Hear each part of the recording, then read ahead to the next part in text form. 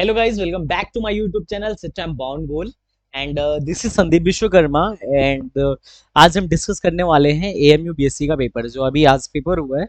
आज 3 जुलाई को AMU BSc entrance का जो पेपर हुआ है उसी एंट्रेंस पेपर को हम लोग आज डिस्कस करेंगे। और आपको क्या करना है, आपको अपना पेपर लेके बैठ जाना है, हमारे साथ आंसर मिलाते चलना है।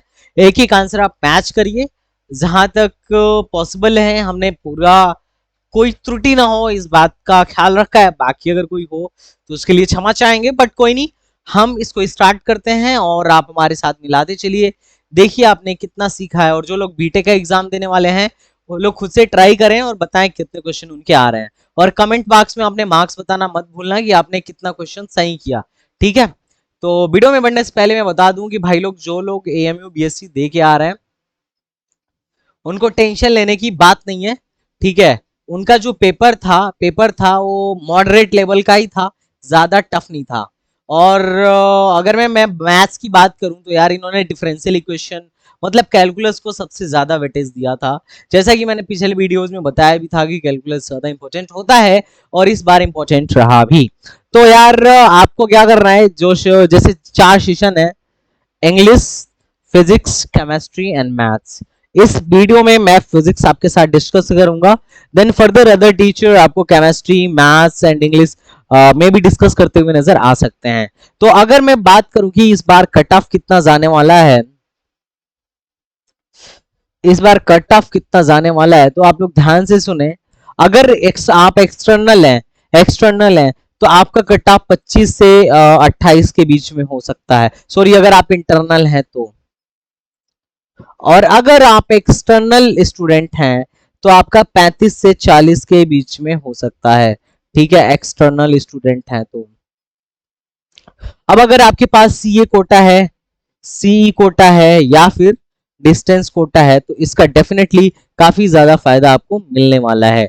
तो आपको घबराना नहीं है, आप इजीली टेंशन मुक्त रहिए, हमारे साथ बने रहिए और आप अपना बताइए कि आपका कितना मार्क्स आ रहा है, ठीक है। बाकी हमने ऐप बनवा ऐप की लिंक डिस्क्रिप्शन में डाल दिए, उसे आप डाउनलोड करके आप हमारे साथ जुड़ सकते हैं। वहां पे हम आपको टाइम टू टाइम सारा का सारा इंफॉर्मेशन देते रहेंगे कि आपको कब काउंसलिंग करानी है, कौन सा डॉक्यूमेंट लेके जाना है, कैसे आगे का प्रोसेस होगा एडमिशन के लिए। तो चलिए शुरू करते हैं। 51 से लगभग हमने क्वेश्चन जो चूज किया है 51 से 75 तक, ए वाला पोर्शन जो है फिजिक्स का पोर्शन है, ठीक है। तो इसी को हमें सॉल्व करना है। तो इस क्वेश्चन को पढ़िए। The mass and volume of body, एक बॉडी है जिसका मास जो है दिया गया है 4.237 एंड वॉल्यूम जो दिया गया है दैट इज 2.5 सेंटीमीटर क्यूब।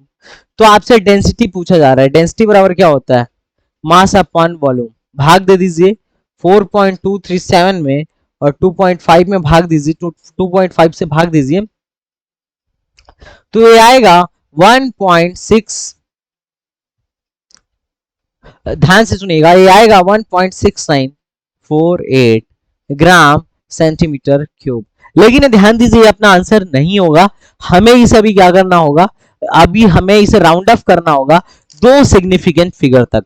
2 क्यों, क्योंकि इसका जो सिग्निफिकेंट फिगर है 2 है और इसका सिग्निफिकेंट फिगर 4 है, तो इनके डिवीजन का जो नेट सिग्निफिकेंट फिगर आना चाहिए दैट शुड बी 2। तो 2 सिग्निफिकेंट फिगर तक आप इसको राउंड ऑफ करिए। तो 9 को राउंड ऑफ करेंगे तो क्या हो जाएगा, 7 हो जाएगा। ये 6 मतलब 6 7 हो जाएगा, क्योंकि इसके आगे जो है इसके आगे जो है दैट इज 9, 9 5 से ज्यादा, दैट विल बी 4.7 पर सेंटीमीटर क्यूब। तो राउंड ऑफ करके आंसर जो आएगा वो हमारा आएगा ए ऑप्शन इज करेक्ट। तो ये बहुत इजी सवाल था। दूसरा क्वेश्चन नंबर 52 में है, बोला जा रहा है कि एक बॉल को प्रोजेक्ट किया जाता है, एक बॉल को प्रोजेक्ट किया जाता है जिसकी वेलोसिटी है आई कैप प्लस जे कैप, ठीक है।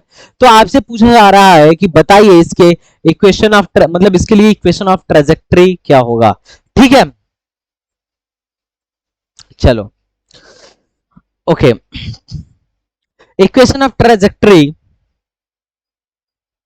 y बराबर होता है x tan theta minus g x square upon g. Equation of trajectory क्या होता है, x tan theta upon g x square upon 2u cos theta, ठीक है। 2u स्क्वायर cos थीटा होता है। इसको लिखिए इक्वेशन ऑफ ट्रेजेक्टरी y बराबर x tan theta minus g x square upon 2u square cos theta. ठीक है, this is the equation of trajectory.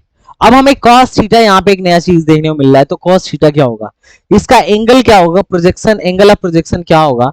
तो एंगल ऑफ प्रोजेक्शन कुछ नहीं होता है, tan इनवर्स थीटा बराबर tan inverse y by x. y का कोफिशिएंट 1 है और x का कोफिशिएंट भी 1 है, तो दैट विल बी 5/4। ठीक है, तो हमें ये चीज पता होना चाहिए कि इक्वेशन ऑफ ट्रेजेक्टरी क्या है। तो इक्वेशन ऑफ ट्रेजेक्टरी में हमें थीटा पुट करना है और जी की वैल्यू पुट करनी है और यू की वैल्यू पुट करनी है। अगर हम सारा कुछ टू यू कॉस थीटा होता है, अगर हम सारा कुछ पुट करेंगे तो हमें इक्वेशन ऑफ ट्रेजेक्टरी मिल जाएगा। तो पुट करिए y is equal to x को x रहने दीजिए, tan थीटा tan 45 की वैल्यू 1 होती है, माइनस जी के जगह पे 10, x की जगह पे 1 का स्क्वायर अपॉन 2u क्या है, इसका मैग्नीट्यूड निकालिए। तो अंडर रूट 1 का स्क्वायर प्लस अंडर रूट 1 का स्क्वायर दैट इज √2। तो ये हो जाएगा √2 और cos 45 की वैल्यू होती है 1/√2। इसको काट दीजिए, क्या हुआ, 2 पचे 10, तो y बराबर क्या हुआ, x minus 5x square that is answer. Answer number is correct. तो ये बहुत ही सिंपल सा सवाल था जो कि करना बहुत इजी था। हमने डायरेक्ट इक्वेशन ऑफ ट्रेजेक्टरी पे वैल्यू पुट कर दी, हमारा आंसर आ गया। क्वेश्चन नंबर 53 क्या कह रहा है, क्वेश्चन नंबर 53 कह रहा है कि एक रॉड है जो कि ऐसे फंसाया गया है, इस स्फेरिकल गोले में फंसाया गया है और इस स्फेरिकल गोले का रेडियस जो है दैट इज a। ठीक है, अब आपसे बोला जा रहा है कि अगर इस खोखले रॉड में एक धारे की सहायता से एक मनके को छोड़ा जाए तो कितने टाइम में p से q तक आएगा। तो आप ध्यान से सुनिएगा, सवाल को ध्यान से सुनने की कोशिश करिएगा। मान लीजिए मन का ऐसा मतलब ये जो खोखला गोला है, खोखला गोला कह रहा हूं, खोखला पाइप है या जो खोखला रॉड है, अगर ऐसा होता,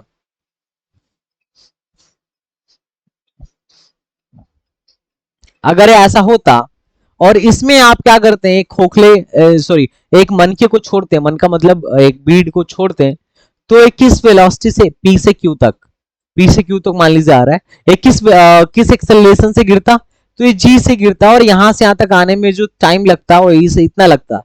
यस बराबर ut plus half G T square, तो t बराबर अंडर रूट 2g एस हो जाता।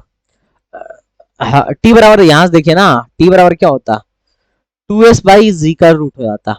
यहां से निकालना बड़ी आसान था अगर जी से गिरता तो, लेकिन इस क्वेश्चन में क्या किया गया है, इसी को थोड़ा सा क्या कर दिया गया है, बेंट कर दिया गया है। क्या किया कर दिया गया है, बेंट कर दिया गया है। मान लीजिए पहले इसकी लंबाई एल थी, अब इसकी लंबाई एल डैश है, जो भी है इसकी लंबाई को तय करने में कितना दूरी लगेगा, तो अगर कितना टाइम लगेगा, अगर ये नीचे गिर रहा होता तो जी से गिर रहा होता, लेकिन अगर अभी इधर जा रहा है तो देखिए ये थीटा एंगल पे बेंट है ना, तो चूंकि इधर जी से गिर रहा था तो अब इधर कितने से गिरेगा, जी कॉस थीटा से गिरेगा। ठीक है, तो अगर मैं बोलूं इसका इधर वेलोसिटी कितना हो, एक्सेलरेशन कितना होगा, तो आप बोलेंगे जी कॉस थीटा होगा। और पी से क्यू की दूरी क्या है, चूंकि ये पूरा का पूरा 2r है, 2r का कंपोनेंट ए वाला लीजिए थीटा के साथ, तो ये हो जाएगा 2a cos थीटा। मिल गया, डिस्टेंस भी मिल गया और एक्सेलरेशन भी मिल गया। यस बराबर क्या होता है, ut plus half eighty square, S के जगह पे मैं लिख रहा हूं 2a cos थीटा बराबर ut क्या हो जाएगा 0, क्योंकि इनिशियल वेलोसिटी 0 है, हाफ a की जगह पे लिख लीजिए g cos theta into t square. cos theta ने cos थीटा को मार दिया, दो को उधर लेके जाइए, क्या मिला, टी स्क्वायर बराबर 4a बाई जी, टी बराबर क्या हो गया 2√a/z। Answer, that is our answer. तो अपना आंसर निकल के आ गया, अब our answer is D.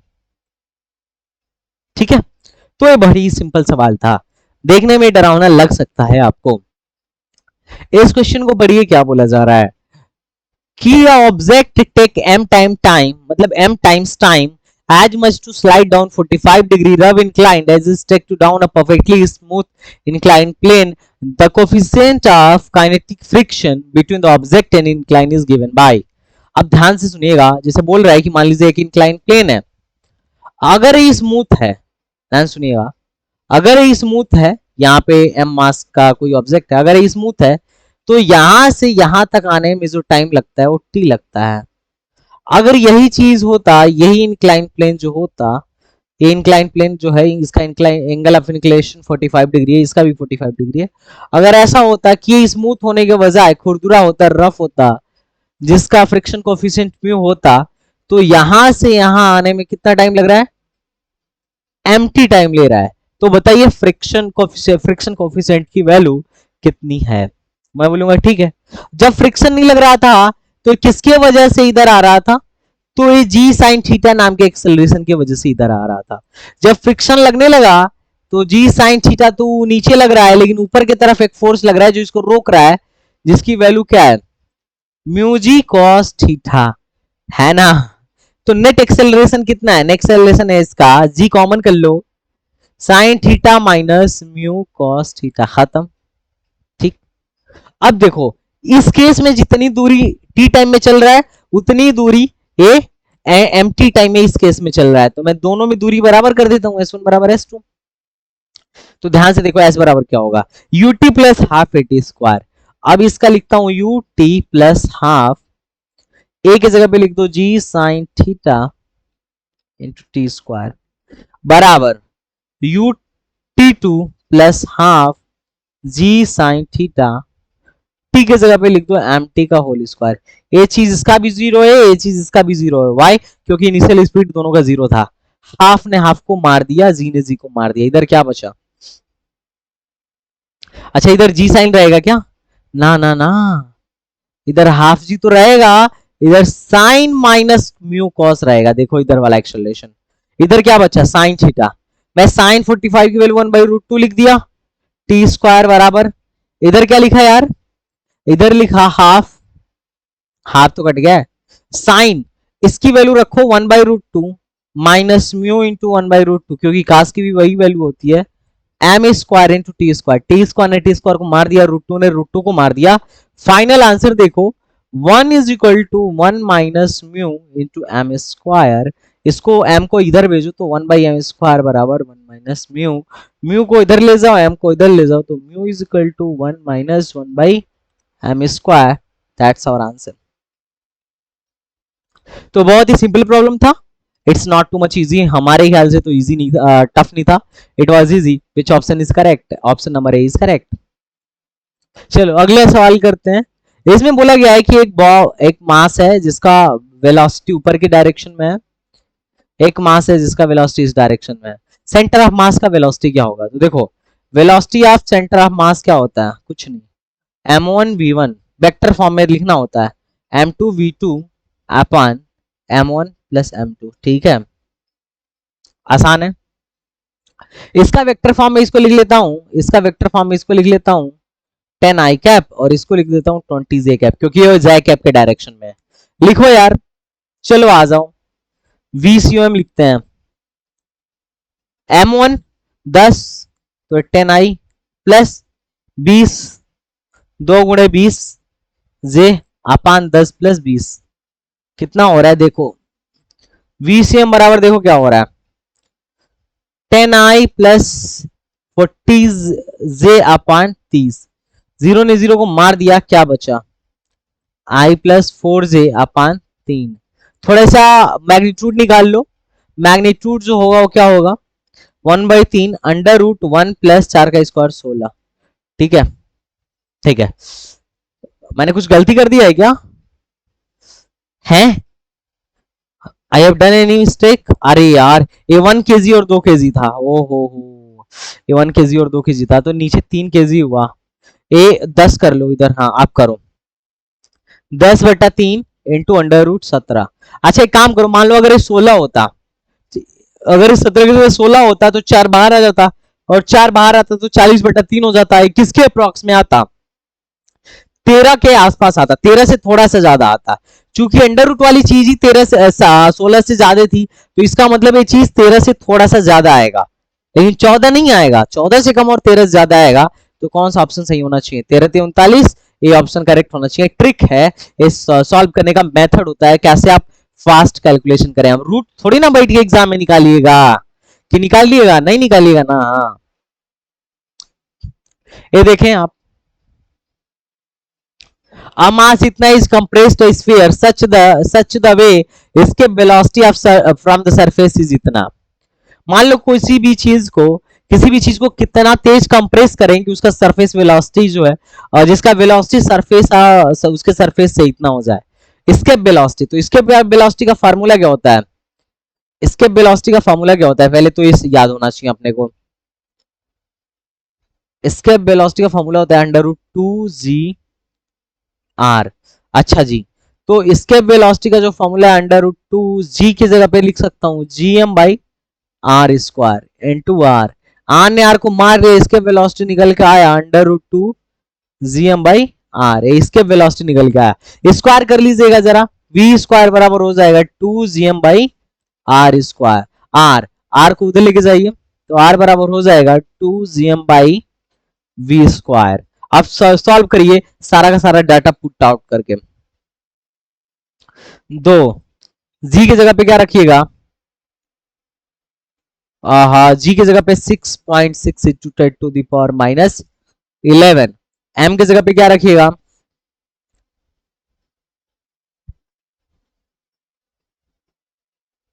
v² की जगह पे 9 इंटू 10⁻16। इसको इधर लेके जाइए, ये क्या हो जाएगा? देखिए 3 3 का 9 और 3 दूना 6 और ये क्या हो जाएगा? 3 दूना 6। सही है जी, सही है, मेरे हिसाब से तो सही लग रहा है। 2 मल्टीप्लाई बाई 2.2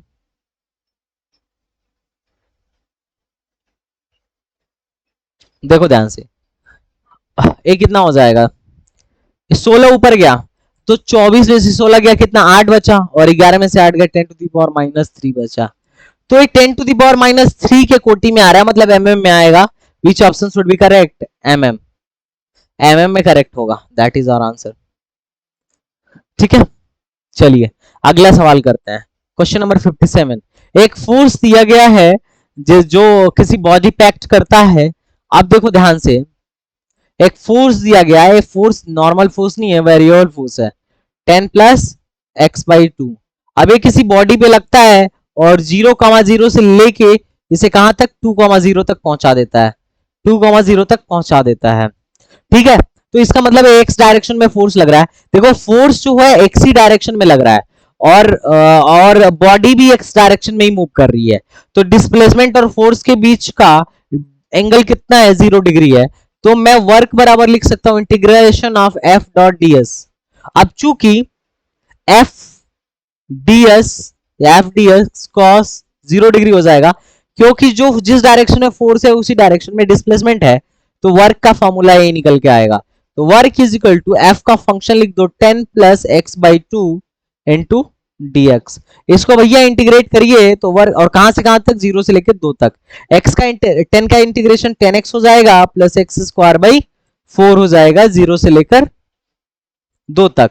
इसको थोड़ा सा आगे फर्दर सॉल्व करिए, we will get the answer. w बराबर क्या हो जाएगा? 10 इंटू 2 - 0 प्लस 2 का स्क्वायर माइनस 0 का square upon 4, that will B 20 + 1, answer 21 joule. Which option should be correct? You have to comment, write down it in comment box. ठीक है, I will wait for your answer. आप सारे लोग comment box में answer दीजिएगा। ठीक है, और आप में से बताइएगा कितने लोग के 40+ आ रहे हैं। अब देखो यार, एक ये सवाल है कि एक ट्रायंगुलर लेविना है जिसकी साइड 3, 4 और 5 है। I1, I2 और I3 इसके मोमेंट ऑफ इनर्शिया है। तो आपको बताना है कि सबसे ज्यादा मोमेंट ऑफ इनर्शिया किसका होगा। तो देखो, जो सबसे साइड छोटी है उसका सबसे ज्यादा मोमेंट ऑफ इनर्शिया होगा, तो सबसे ज्यादा I1 का होगा एंड देन I2 का होगा एंड देन I3 का होगा। अब एक ऐसे बोल रहा हूं मैं, एक्चुअली इसका सेंटर ऑफ मास कहीं इधर लाई करेगा और उसका सबसे नजदीक उसका सेंटर ऑफ मास जो होगा I3 से होगा। हमने मोमेंट ऑफ इनर्शिया का फॉर्मूला पढ़ा है mr²। ठीक है, अब मास तो पूरा का पूरा सेंटर ऑफ मास पे रखा जा सकता है, और रेडियस का उस एक्सिस, रेडियस जो है एक्सिस से दूरी है, रेडियस ऑफ जायरेशन जो है, this is the distance of axis, जहां से हमें निकालना है, जहां से हमें क्या निकालना है? मोमेंट ऑफ इनर्शिया निकालना है। देखो, जिसका रेडियस, जहां से रेडियस ज्यादा होगा वहां आई ज्यादा होगा। तो सबसे ज्यादा दूर कौन सा होगा सेंटर ऑफ मास से? तो सेंटर ऑफ मास से सबसे ज्यादा दूर सबसे छोटा वाला साइड होगा, सबसे छोटा वाला साइड जो होगा वो सेंटर ऑफ मास से सबसे ज्यादा दूर होगा, इसलिए वहां से परपेंडिकुलर डिस्टेंस जो होगा वो सबसे ज्यादा होगा, इसलिए उसका रेडियस ऑफ जाइरेशन ज्यादा है, इसलिए मोमेंट ऑफ इनर्शिया ज्यादा है। तो कौन सा आंसर होना चाहिए? I1 is greater than I2, D option is correct. ठीक है, ये सवाल क्लास का सवाल है। देखो सवाल में क्या बोल रहा है, ध्यान से सुनना सवाल में क्या बोल रहा है। बोला कि एक वेसल है, मान के चलो दिस इज अ वेसल, इस वेसल में इधर जानते हो क्या भरा गया है, इधर इन महानुभाव ने जानते हो क्या भरा है, म्यू भरा है, और यहाँ पे 1.5 म्यू भरा है। यहां से यहां तक की दूरी d/2 है, यहां से यहां तक की दूरी d/2 है, पूरी डिस्टेंस इसके d है। बोल रहा है कि अब चूंकि अलग अलग रिफ्रैक्टिव इंडेक्स भरा गया है, ठीक है, इसके वजह से यहां पे कोई वस्तु जो है वो कहां दिखेगी, ऊपर शिफ्ट हो गई होगी, तो 50% ऊपर आ गई है, मतलब d/2 हाइट ऊपर आ गई है, मतलब उसका अपीयरेंट डेप्थ जो है d/2 है।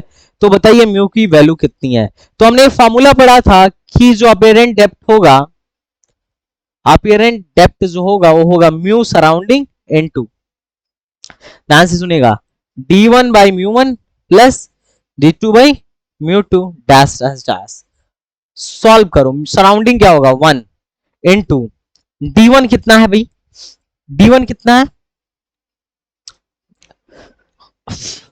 d/2 into mu plus d2 कितना है, ये भी है d/2 इंटू 1.5 म्यू।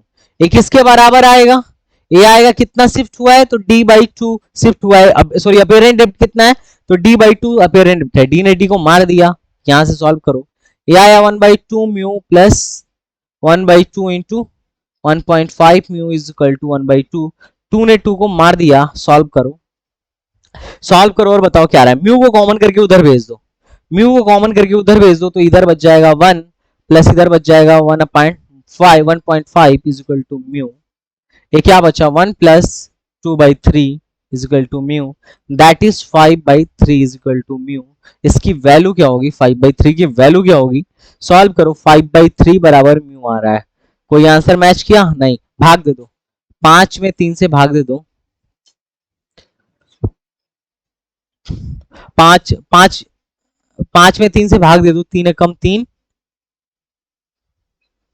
2 बचा, 3 छके 18, 3 छके 18, 2 बचा, 3 छके 1.6, उसको क्या लिखूं, 1.6 लिखूं या 1.67 लिखूं?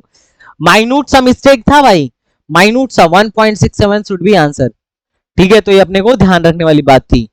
तो don't do any type of mistake, it's a important part of your life. ठीक है, एक नंबर चला जाता अगर आप लोग जल्दीबाजी कर देते तो। देखा कितना दिमाग लगाया एमयू वालों ने, क्या ही दिमाग लगाया है एमयू वालों ने। अच्छा अब देखो, अब इसमें क्या बोल रहा है कि मान लो कोई सरफेस है, 2 फोटान आते हैं, एक का λ1 है वेवलेंथ और एक का λ2 है वेवलेंथ। अब ये टकराते हैं, तो यहाँ इसके वजह से जो इलेक्ट्रॉन निकलता है उसकी वेलोसिटी v1 है, और इसके वजह से जो इलेक्ट्रॉन निकलता है उसकी वेलोसिटी v2 है, इन दोनों की वेलोसिटी v1 एंड v2 है। फाइंड करना है v1 और v2 का रिलेशन, तो कैसे लिखोगे? तो आइंस्टाइन का इक्वेशन क्या था, बोला था कि अगर फोटॉन एनर्जी एनर्जी लेके फोटॉन आएगा, तो उसके वजह से मान लो फाई जो है घूस देने में निकल गया, तो बाकी का काइनेटिक एनर्जी मिलेगा किसको, इलेक्ट्रॉन को। तो ये इक्वेशन आइंस्टाइन का इक्वेशन था, इसमें हम वैल्यू रखते हैं। फोटॉन की एनर्जी क्या होती है, sc/λ1 बराबर फाई प्लस काइनेटिक एनर्जी क्या है, हाफ m v1 का स्क्वायर, और दूसरे वाला sc/λ2 is equal to phi plus half m v2 का square. This is equation number first, this is equation number second, दोनों को घटा दीजिए, आंसर आपको मिल जाएगा, that will be sc by phi को बाहर दिया, हाफ एफ v2 का स्क्वायर माइनस v1 का स्क्वायर। सब सॉल्व करो, 2sc बाई m एलसीएम लो, λ1 minus λ1 is equal to v2 का स्क्वायर माइनस v1 का square, that is our answer. क्या कोई मैच कर रहा है क्या ऐसा? यस, फोर्थ ऑप्शन मैच कर रहा है, फोर्थ ऑप्शन मैच कर रहा है। सिंपल सवाल था, तो कोई भी सवाल ऐसा टफ नहीं था जो आउट ऑफ क्लास से आया था। लगभग लगभग सारे सवाल हमने क्लास में पढ़ रखे थे।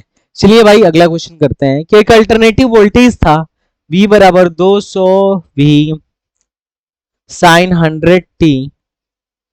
आपसे क्या पूछा जा रहा है कि इसे 10 माइक्रोफैरेड का कैपेसिटर कनेक्ट किया गया है, तो रीडिंग ऑफ अमीटर बताइए। अमीटर क्या रीड करता है? करंट रीड करता है। करंट बराबर क्या होता है? V by R. अब चूंकि यहाँ पे रेजिस्टेंस होता नहीं है, यहाँ पे होता है रिएक्टेंस, तो मैं लिखूंगा XC। तो XC कैलकुलेट करो। अच्छा, VRMS हमेशा लिखते हैं, ठीक है, क्योंकि IRMS को कैलकुलेट करेगा ना मीटर। तो XC बराबर होता है 1 बाई ओमेगा सी। तो मैं लिखूंगा ओमेगा सी 1 बाई ओमेगा कितना है। तो देखो ओमेगा कैसे पता चलेगा? देखो आइडियल वोल्टेज का इक्वेशन क्या होगा? V बराबर V not sine omega T. Omega क्या है? 100 है। तो ओमेगा की वैल्यू क्या पुट करिए? 100 पुट करिए। तो 100 पुट करिए यहां इनटू सी की जगह पे क्या लिखिए? 10 into 10 to the power minus 6। तो ये क्या हो जाएगा? 10 का क्यूब हो जाएगा। तो मैं यहाँ पे वैल्यू पुट करता हूं। VRMS कितना है? 100 रूट 2 है। तो VRMS क्या होता है? V नॉट बाई रूट 2 होता है। इसमें 100 रूट 2 में रूट 2 से भाग दो, 200 बचेगा। 200 अपन 10 टू द पावर 3, तो ये हो जाएगा 200 milliampere. 10 to the power minus 3 ऊपर जाएगा तो मिली एम्पियर में हो जाएगा, ठीक है। Are you getting my point? Are you getting my point? ठीक है। तो अभी तो क्वेश्चन बहुत ज्यादा है, मुझे लग रहा है कि एक और लेना पड़ेगा, ठीक है। सारे के सारे आसान सवाल हैं, सारे के सारे आसान सवाल हैं। देखो लुल सवाल है, लुल। इसमें क्या है? ये दोनों सीरीज फिर पैरेलल, उसके साथ ये दोनों सीरीज है पैरेलल, फिर ये दोनों सीरीज, ये दोनों सीरीज, बाकी में आ जाएगा पैरेलल। तो इजी इजी सवाल थे, ठीक है। आई देखे यार यूनिट वेक्टर, देन दे मतलब अगर ये यूनिट वेक्टर है तो विच ऑप्शन इज करेक्ट? तो देखो आई इंटू आई गलत हो गया, क्योंकि आई इंटू आई कॉस थीटा होता है, तो 1 1 कॉस थीटा, कॉस 0 0 हो नहीं सकता। जे इंटू जे 1 होता है, पॉसिबल नहीं है। वाई पॉसिबल नहीं है, क्योंकि जे इंटू जे क्या होगा? साइन 0 में 0 हो जाएगा। आई इंटू के, आई इंटू के, आई इंटू के, देखो आई ऐसे बना लो, आई जे के। चलो भैया चलते हैं, ठीक है, एंटी क्लॉकवाइज चलते हैं। आई इंटू के जे होगा, और के इंटू जी, के इंटू जी माइनस आई कैसे हो सकता है? ठीक है, तो आई, अरे भाई आई इंटू के क्या होगा? जे होगा। विच option is correct? That is. तो सिंपल सा लॉजिक था बहुत। मैं अभी कल ही बोल रहा था कि ये सवाल करके जाना ऐसे, इसका मैंने वीडियो भी शेयर किया था, तो बहुत इजी था। बाकी के क्वेश्चंस को हम एक और वीडियो में मेंशन कर लेंगे, ठीक है। तो आई होप आप लोग को समझ में आया होगा। एमयूबीएससी उतना टफ नहीं था, बहुत ज्यादा कट ऑफ नहीं जाएगा, तो इजिली आप लोग सेलेक्ट हो जाएंगे। हमारी तो तय दिल से यही दुआ है कि सिलेक्शन आप लोग का हो जाए। और जो मैं प्रिडिक्शन कर रहा हूँ वो ऐसा नहीं है कि बहुत सही है, गलत भी हो सकता है, लेकिन इसी के 2 4 मार्क्स इधर उधर होगा, ज्यादा गलत नहीं होगा। लेकिन मैं चाहता हूं गलत हो, कट ऑफ नीचे आए, मैं जो प्रिडिक्ट कर रहा हूं गलत हो, मेरे हर भाई का सिलेक्शन एएमयू में हो। जो भी मेहनत किया है, यही मेरी दुआ रहेगी कि हर बच्चे का सिलेक्शन हो जाए, जिसने भी मेहनत किया है, जिसे सिलेक्शन की नीड है। तो चलिए गाइस, मिलते हैं नेक्स्ट वीडियो में, वहां पे हम बाकी के क्वेश्चंस कर लेंगे। तो बाकी इसके अलावा आपको कोई भी डाउट हो, you can ask to me. तो चलिए मिलते हैं नेक्स्ट वीडियो में, तब तक के लिए बाय बाय, टाटा एंड जय हिंद।